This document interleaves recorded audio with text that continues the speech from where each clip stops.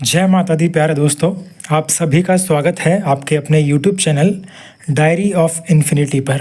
साथियों, आशा है कि आप सभी बहुत अच्छे होंगे और अपने जीवन में पॉजिटिविटी को आकर्षित कर रहे होंगे।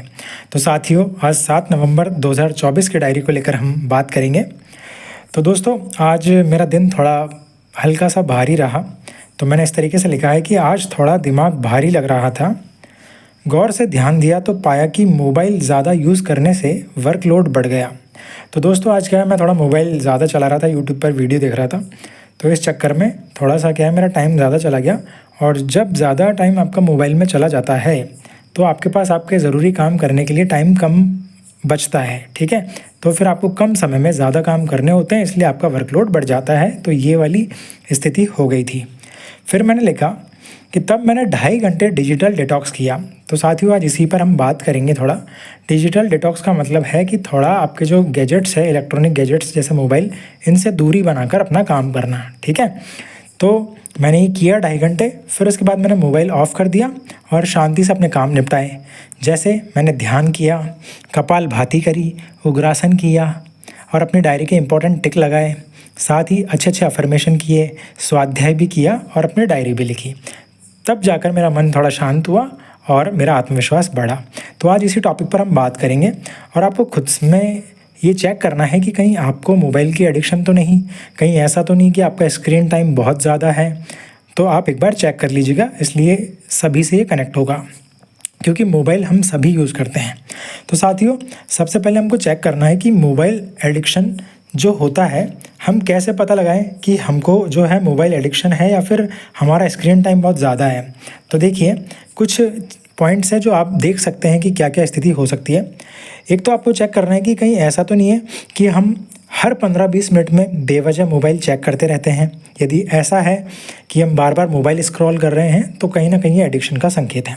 दूसरा, यदि हम ऑनलाइन पढ़ते हुए किसी अलग अलग जगह एंटरटेन करने के लिए चले जाते हैं या फिर नोटिफिकेशंस जैसे ही मोबाइल में आते हैं तो तुरंत हम अपनी पढ़ाई छोड़कर या अपना कोई ज़रूरी काम छोड़कर उसको देखने लग जाते हैं, तो ये भी मोबाइल एडिक्शन का एक छोटा संकेत समझ सकते हैं।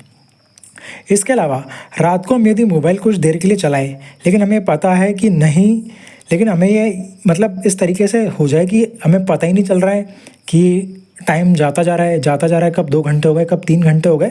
तो यदि ऐसी स्थिति भी है आपके साथ या आप में से किसी के भी साथ, तो ये भी मोबाइल एडिक्शन का एक कारण है। ठीक है, इसके अलावा अगर हम इंस्टाग्राम, फेसबुक, व्हाट्सएप पर जितना सोचते हैं उससे बहुत ज़्यादा समय फिजूल के कामों में खर्च कर देते हैं, तो ये भी मोबाइल एडिक्शन में हम शामिल कर सकते हैं।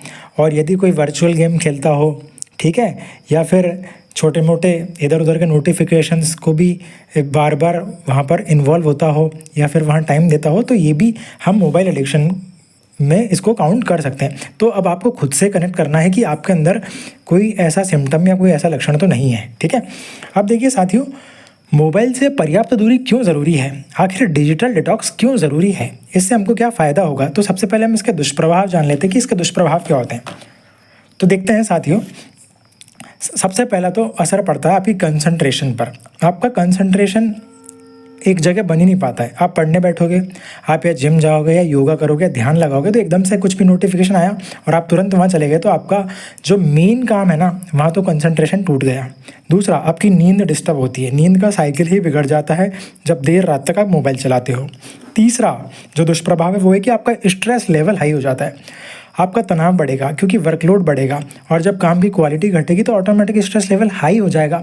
और जब स्ट्रेस लेवल हाई हो जाएगा तो चौथा इसका दुष्प्रभाव पड़ेगा, जिसके बारे में बहुत कम लोगों को जानकारी होती है, वो है आपके मुख्य प्रजनन तत्व, जो कि महिलाओं में आपके अंडाणु होते हैं और पुरुषों में शुक्राणु होते हैं। ठीक है, तो इनकी क्वालिटी डाउन हो सकती है, तो आपको इसको समझना है।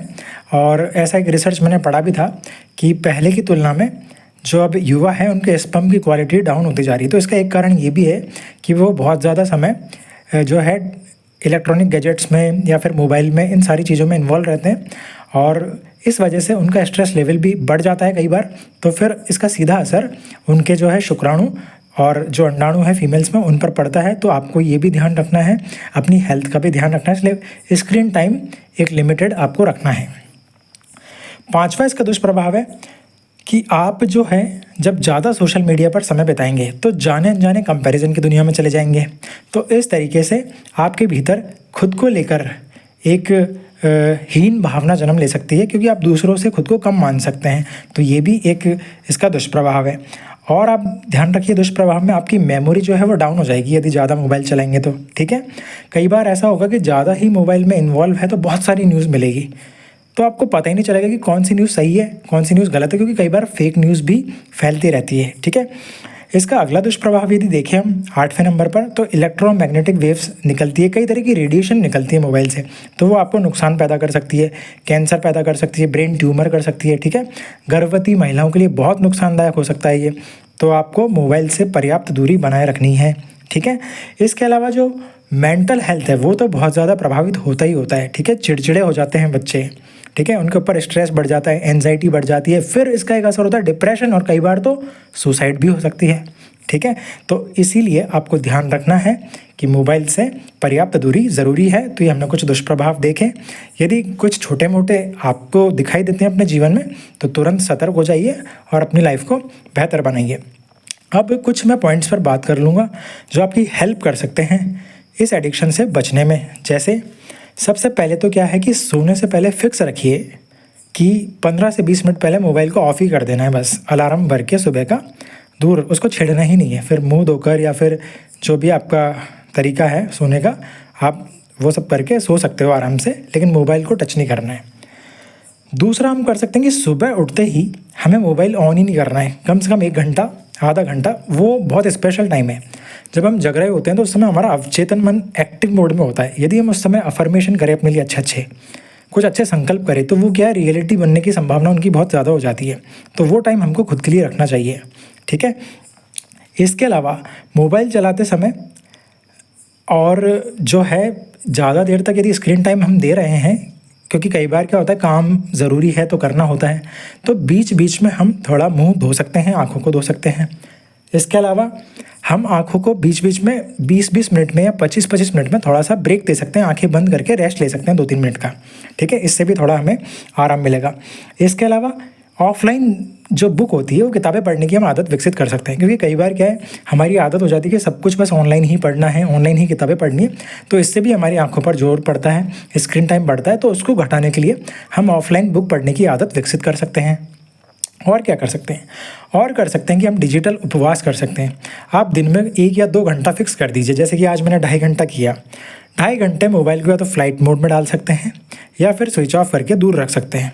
फिर उस टाइम में सिर्फ खुद को समय देना है, अच्छे अच्छे थॉट्स आएंगे, नए नए जगह दिमाग चलेगा कि कौन से काम बाकी है, क्या करना है, क्या नहीं किया, कितने सारे आइडिया है, कौन से इम्प्लीमेंट किए, कौन से नहीं किए, तो वहाँ फिर दिमाग चलेगा, ठीक है। इसके अलावा और क्या किया जा सकता है, इसके अलावा हम कर सकते हैं कि स्वयं का शेड्यूल बना सकते हैं। जैसे कि वर्ल्ड के ग्रेट लीडर है, बिजनेसमैन हैं, बड़े बड़े खिलाड़ी हैं, आपने नोटिस किया होगा कि ये मोबाइल नहीं रखते अपने पास। कई बार ऐसे आपको उदाहरण मिल जाएंगे। ये अपने बच्चों को भी कई बार एक पर्टिकुलर एज तक मोबाइल का यूज़ नहीं करने देते, क्योंकि वो जानते हैं कि इसका काफ़ी सारा डिसएडवांटेज है यदि बहुत अच्छे सेल्फ डिसिप्लिन को फॉलो नहीं किया गया तो। इसीलिए हमको भी एक अपना शेड्यूल बनाना है, उसे फॉलो करना है, ताकि ज़्यादा से ज़्यादा हम बिज़ी रहेंगे तो मोबाइल में फिर हमारा टाइम कम से कम जाएगा, ठीक है। और एक काम और कर सकते हैं हम, अपने लिए हम नो फ़ोन जोन बना सकते हैं। नो फ़ोन जोन का मतलब है कि कुछ ऐसे काम जिनमें हमको फ़ोन को टच करना ही नहीं है, या फिर उसे बहुत दूर रख देना है, या फिर उसे फ्लाइट मोड में डाल देंगे या उसे साइलेंट कर देंगे। जैसे कि जब आप पढ़ाई कर रहे हो, ये स्टूडेंट के लिए ज़रूरी है। जैसे कि आप जिम कर रहे हो या योगा कर रहे हो, ये आपकी हेल्थ के इम्प्रूवमेंट के लिए ज़रूरी है। या फिर आप मेडिटेशन कर रहे हो तब भी आप ऐसा कर सकते हो, और सोते समय भी आप ऐसा कर सकते हो। तो इससे क्या है, आपकी नींद की क्वालिटी डिस्टर्ब नहीं होगी, आपका जो इम्पोर्टेंट वर्क है उसकी क्वालिटी डिस्टर्ब नहीं होगी, और जो इम्पोर्टेंट नोटिफिकेशन है वो तो आपको मोबाइल ऑन करने के बाद भी मिल जाएगा। तो आप ऐसा कर सकते हैं अपनी सुविधा के अनुसार। तो साथियों, आज का जो वीडियो है, आज का जो ये लेक्चर है, इसमें यही शिक्षा है जो आज के जीवन से जुड़ी है कि मोबाइल का हमको एक पर्याप्त मात्रा में उपयोग करना है, ठीक है। क्योंकि मोबाइल तो स्मार्ट है। ये प्रश्न हमको खुद से पूछना है कि मोबाइल तो हमारा स्मार्ट है, क्या हम स्मार्ट है जो हम इसका सही से यूज़ कर रहे हैं, या फिर कहीं ऐसा तो नहीं है कि मोबाइल हमारे यूज़ कर रहा है, मोबाइल हमको चला रहा है। तो ये प्रश्न पूछते रहना है कि मोबाइल हम चलाते हैं, मोबाइल हमको चलाता है। तो जब जब ये प्रश्न आएगा तो आपका मन में एक क्या कहते हैं कि एक अलार्म बजेगा कि नहीं, कि मोबाइल मुझे नहीं चलाता है, मैं मोबाइल को चलाता हूँ, मेरे काम के लिए चलाता हूँ, मेरे सदुपयोग के लिए चलाता हूँ। तो ये जब एक्शन मोड आपके अंदर से आएगा तो एक आपका सेल्फ रेस्पेक्ट या सेल्फ एस्टीम जागृत होगा, और वो फिर कहीं ना कहीं खुद के लिए एक्शन लेगा कि नहीं, मुझे अपनी लाइफ को बेटर बनाना है, मुझे अपनी मेंटल हेल्थ, मुझे अपनी स्पिरिचुअल हेल्थ, मुझे अपनी फिजिकल हेल्थ को अच्छा रखना है। तो इसके लिए मुझे मोबाइल का सही से सदुपयोग करना है। ठीक है, तो आज के लेक्चर में इतना ही, और आपको वैल्यू मिलती है तो इसे लाइक कीजिए, सब्सक्राइब कीजिए, और सिर्फ एक व्यक्ति को ज़रूर शेयर कीजिए। फिर कल मिलते हैं किसी नई शिक्षा के साथ, नई डायरी में। तब तक अपना ध्यान रखिए। जय माता दी।